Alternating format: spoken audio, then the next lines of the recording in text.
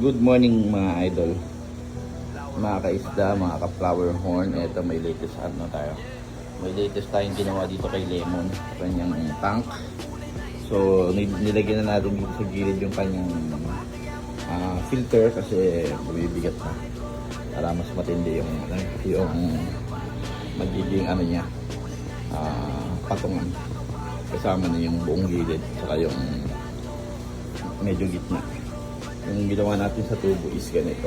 Nilagyan natin ng elbow or noon sa kurba doon. Tapos mayroong yung elbow sa baba pa ganun para maitulak niya yung hook para masipsip nitong ating pump papunta dito sa ating filter foam. Ayan.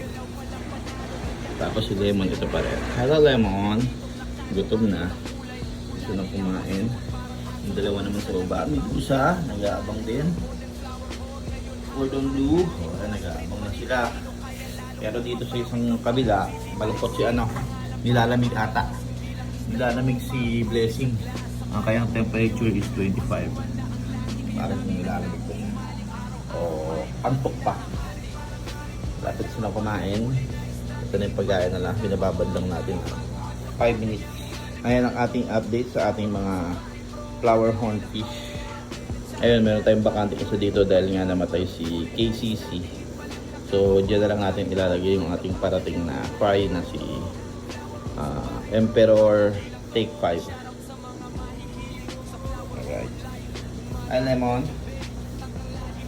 Dito pa Lemon, lagi mo sigla yun.